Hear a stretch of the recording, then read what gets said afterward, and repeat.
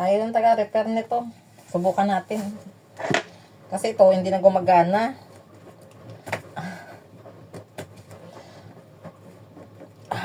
Oh, ang dumi-dumi. Paano natin patayo natin? Paano natin patayo? Tumayo ka muna dyan, ha?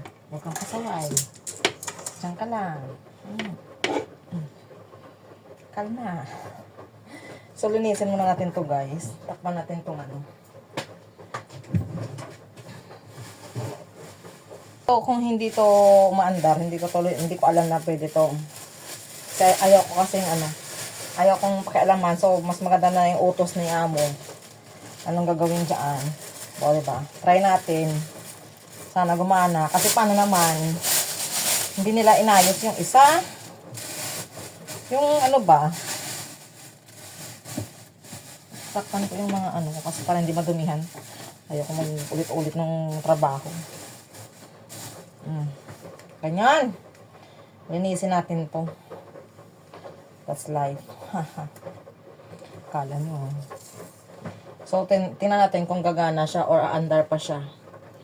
So, kuha tayo ng panglinis. Yo. Okay lang yan. Ito na lang muna eh. Palitan na natin basahan later. Na kayo dyan. Ito na tayo sa aking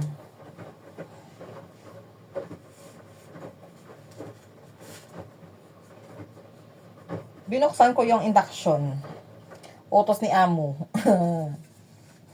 Kasi nga, syempre linisin. Tapos, nagla-live.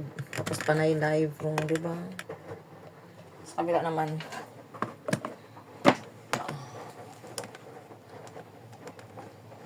Diba? So, do sila pa eh. Minabadlay kong gablakan.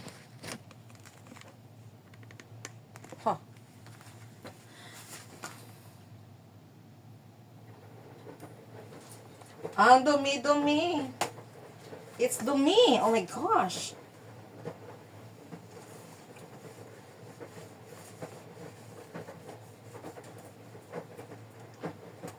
You.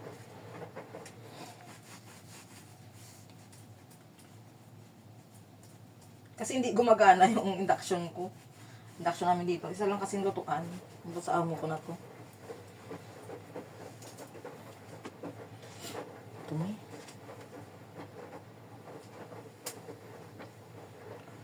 Baka napasukan ng tanga ba? Ew. Shout out.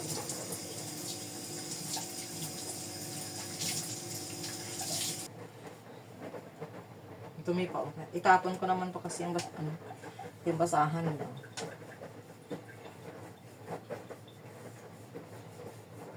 So, we'll check later. Na nga, tapos ng ating paglilinis. Good luck to me.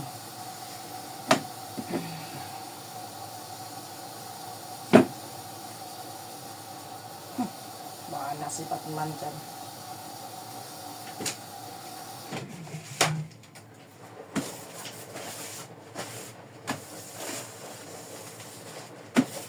Ibalibag mo.